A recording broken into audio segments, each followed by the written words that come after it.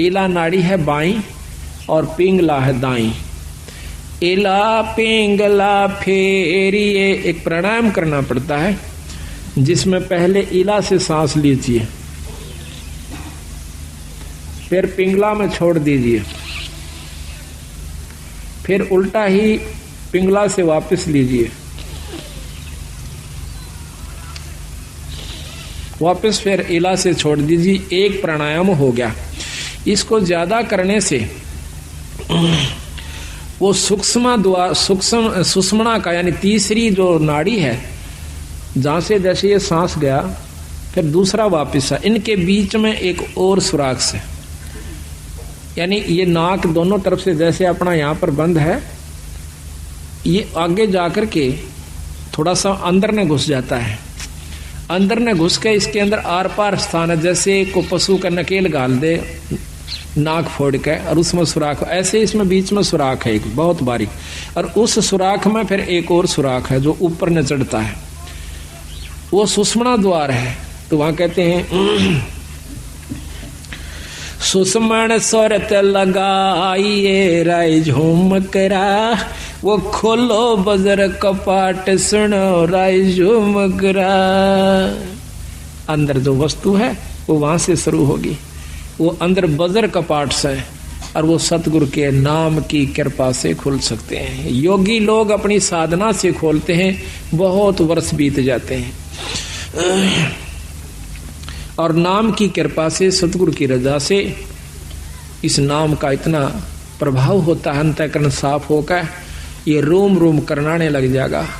आत्मा समय समय पर रह रहकर ईश्वर को रोना शुरू कर देगी, तो समझो आपका सब कुछ खुल गया, सुषुम्ना भी खुल गई, ब्रह्मरंध्र भी खुला हुआ है। तो जब तक प्रेम जीव में नहीं आता तब तक मुक्ति का अधिकारी नहीं होता। जब सत्संग सुनकर उसकी आंखों में तो पानी नहीं पड़ रहा है, या सुमरण करते हुए अंतःकरण में उसमें ठेस नहीं लग रही है, तो भक्ति प्रवेश नहीं हो पाई है। कोशिश कीजिए और ज्यादा। नाम सुमरण आप कर रहे हो तो सुमरण अपने जगह जमा हो चुका है, आपका हो रहा है, लेकिन अभी कमजोरी फिर होगी। उसका एक और तरीका, फिर सेवा कीजिए। आप सेवा करके देखियो किसी धाम पर अपने बंदी छोड़ के पर अपनी सत्संग में हाथ से सेवा करके देखना, और हो सके तो बर्तन तक साफ कीजिए, हो सके तो जूते तक भी साफ कीजिए, फिर देखना आपका सब कुछ खुल जाएगा। पर ये काम नहीं हो, ये होगा जो बात बनेगी।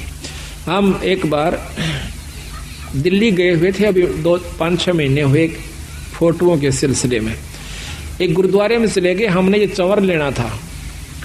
उस गुरुद्वारे जब हम जाते हैं तो हमारे जूते निकलवाए कि जूते निकाल दो जी। जूते निकाल करके टोकन दे दिया, और एक ने जूते लिए हाथ में। प्रथम तो उसने साफ किए, माथे से लगाए, फिर दूसरे को दे दिए कि वहां रख दिए, फिर उसने अपने रुमाल से जो लाया हुआ था साथ उससे साफ किए। रुमाल को भी मत्थे से लगा, और हमारे जूतों को भी मत्थे से लगा करके, और एक खोखा सा बना हुआ था जूतों का अलग से, उसमें धर दिया। अब क्रिया तो वो कर रहे थे, और शरीर में गुदगुदी मेरे हो रही थी कि बंदी छोड़े। ऐसा भाव जब हो जावे तो फिर बाकी कुछ नहीं रहता, और सही नाम मिल जावे। तो इतना ये सब व्यवस्था बनाने के लिए इस सत्संग की आवश्यकता पड़ती है, ऐसे समागमों की आवश्यकता पड़ती है। अभी तक हमने